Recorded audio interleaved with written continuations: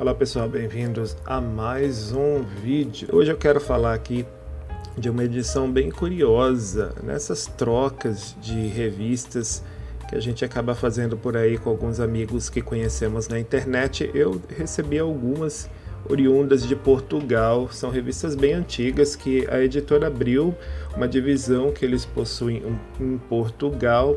Eles acabavam publicando por lá, né? E agora é curioso que essas revistas vieram para em minhas mãos. Uma delas é essa que eu quero mostrar aqui, é do Pateta número 6. Lá a editora é conhecida como Abril Morumbi, ou simplesmente Morumbi. E ela é datada de 15 de julho de 1981.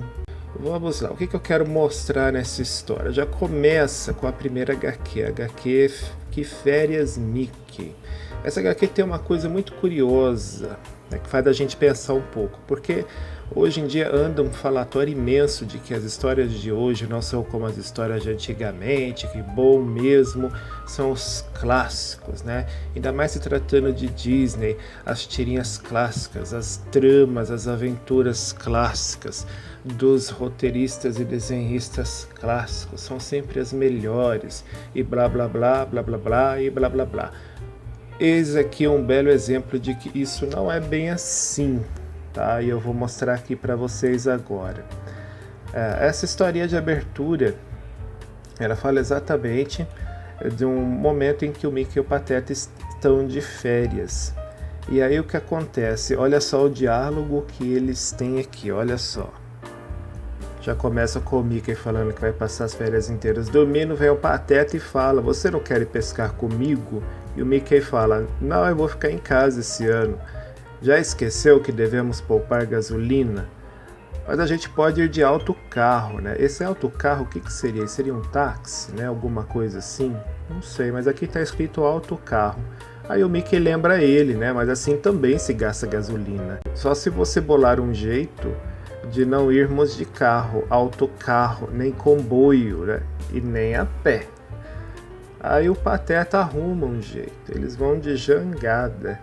E aí uma coisa curiosa que acontece é que eles vão pela jangada e o Pluto vai junto. Então fica ali durante um bom tempo os três, né? O Pateta, o Mickey e o Pluto. Até o Pateta tira sarro do Pluto, porque o Pluto tem medo, né, daquelas águas todas, e o Mickey acaba não gostando muito dessa tiração do Pateta, sabe? Acaba meio que querendo colocar panos quentes em torno do medo do Pluto. Afinal de contas é o cachorro dele, ele não gosta que fiquem falando mal do cachorro dele, principalmente falando que o cachorro dele é covarde, né? Porque naquela época os cachorros tinham que ser bravos, destemidos.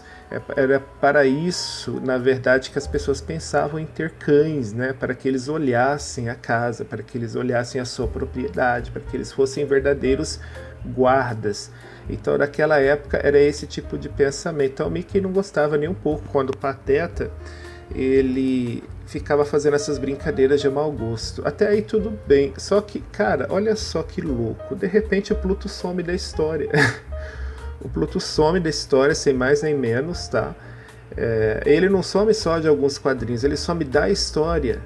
Você vai ver aqui onde se deu as últimas aparições dele, foram nesses quadrinhos aqui. Olha só, o Pateta aqui tá, né? "Vou dormir, Mickey." "Eu também." Assim a gente esquece a fome. Pouco depois... O que foi isso, Mickey? "Ora, foi um pedaço de madeira flutuando no rio. Durmas." Na manhã seguinte: "Poxa, estamos indo depressa. Tomara que a gente não tenha passado por Tiratora." Parece que eles avistaram ali e passaram pelo local sem conseguirem parar. Essa foi a última aparição do Pluto. E fica assim até o fim da história. A história termina e o Pluto não aparece, tá, pessoal? Pluto não aparece, Pluto não volta nunca mais. Eu achei isso super estranho, porque não houve nenhuma explicação sobre esse súbito desaparecimento do Pluto. O Mickey não sentiu falta, muito menos o Pateta, que estava ali até bancando a presença do Pluto a todo momento, né? O Pateta misteriosamente É como se Pluto não existisse, entendeu? Ficou muito esquisito isso. Um outro fato que me chamou a atenção nesse roteiro é que já no fim da história, depois deles passarem poucas e boas com aquela jangada, ideia do Pateta, né? Eles passaram poucas e boas ali, cara. Ninguém merece. Eles vão embora. Só que aí para ir embora, olha só o diálogo que tem aqui entre os dois, ó. Estamos duros e a comida está acabando. O jeito é voltar para casa. Tá bem. Só houve uma coisa boa nessa viagem. Eu não trabalhei e eu descansei bastante. Ai, coitado do Mickey. Vamos ter que empurrar a jangada para voltar. Aí o Mickey fala assim, puxa, não podemos empurrá-la quase 100 quilômetros acima. Vai levar meses. Então o jeito é pedir carona. Olha só, o jeito é pedir carona. Vocês lembram que no começo da história o Mickey advertiu o Pateta, né, de que era preciso economizar gasolina, por isso que eles não iam de carro e nem pegariam o tal do autocarro, né?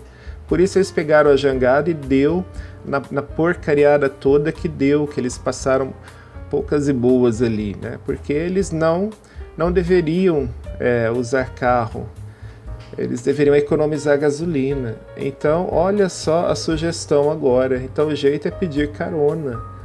E o Mickey aceita. Essa deve ser a estrada principal, olha só no quadrinho logo abaixo, né? E aparece lá os dois pedindo carona, né? Então assim, ficou uma coisa muito surreal isso. Eu não sei se isso foi algum tipo de senso de humor que colocaram no fim da história, de repente, né?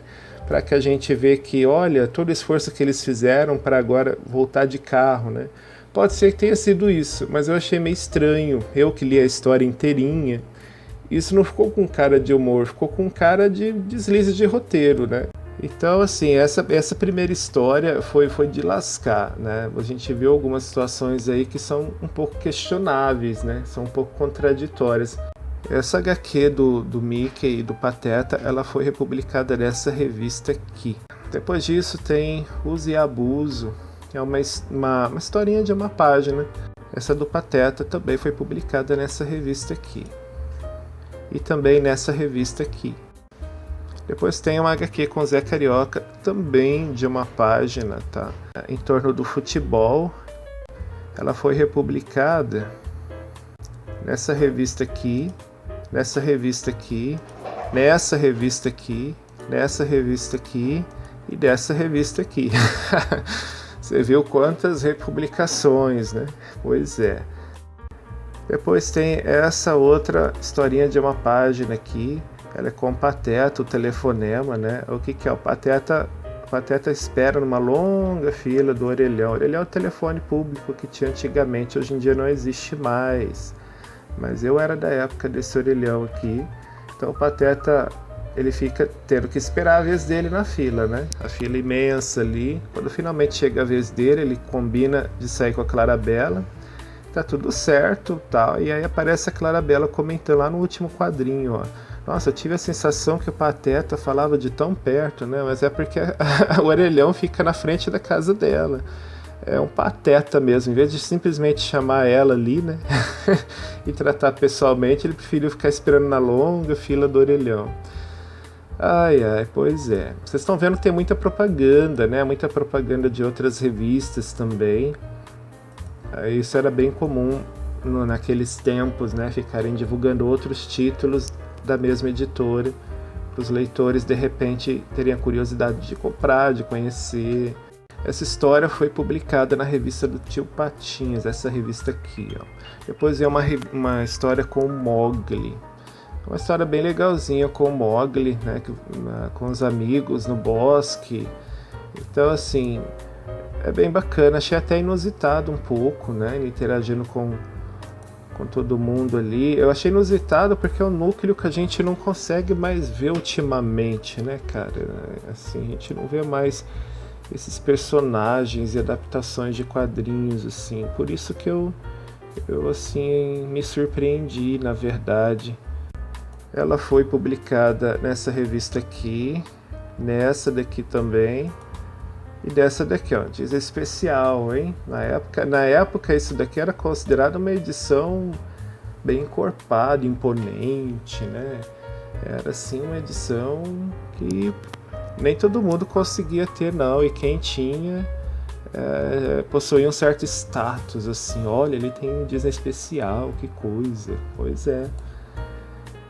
Em seguida veio mais uma historinha de uma página do Zé Carioca. Também é muito bacana, porque ele vê um pessoal numa ilha ali, né, num montinho ali, ele acha que ele resgatando o pessoal ele vai posar de herói, mas ele vai com um barquinho tão vagabundo lá. Na hora que o pessoal vê ele chegando, eles vão tudo desesperado, entra tudo sem jeito no barco, e aí resultado, o barco quebra, e aí o Zé acaba sendo mais um ali com eles, né, rendido naquele montinho ali, perdido no meio de tanta água, né? Então ele se torna como eles. Ela foi publicada nessa revista aqui. Em seguida tem Tio o Herói, história clássica de Karl Barks, né? Donald sempre às voltas com os seus sobrinhos. Ela foi publicada nessa revista aqui, nessa daqui, nessa daqui, nessa daqui. Olha só, né? Muitas publicações aí ao longo do tempo. E assim termina a revista, né? Assim terminava a revista lá nos padrões daquela época, lá para Portugal.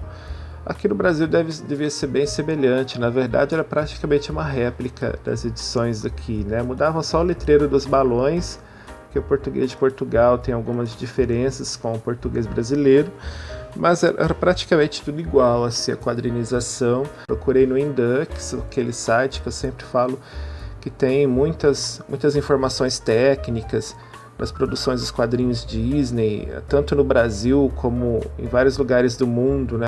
Mas eu não achei uma versão brasileira dessa edição, não, né? Então, ou foi uma edição que montaram aí para Portugal, adaptaram, ou de repente tem eu não encontrei, né? Se alguém souber aí, me diga, né? Comenta aí pra gente, por favor. Esse vídeo ficou bem interessante, né? Vocês viram que aquele desaparecimento do Pluto na primeira historinha ficou muito estranho, porque simplesmente ninguém deu falta do coitado, sumiu sem mais nem menos. Depois teve a questão deles terem que voltar para casa de carro, né? Sendo que tudo começou porque o Mickey não queria gastar gasolina. E depois as outras historinhas foram praticamente historinhas de uma página, né? Várias historinhas de uma página, muita propaganda de outras publicações da mesma editora para os leitores de repente, né, aderirem. E teve a história do Mowgli com os seus amigos no bosque, e depois fecha com Karl Barks, né? Karl Barks aí em uma de suas aventuras clássicas. São historinhas, é uma historinha curta dessa vez, né? Não foi uma aventura comprida, não, mas é Karl Barks, né? Então tá valendo. As obras dele são clássicas e todo leitor deve conhecer. Então é isso. Um abraço para vocês e até o nosso próximo vídeo. Tchau, tchau.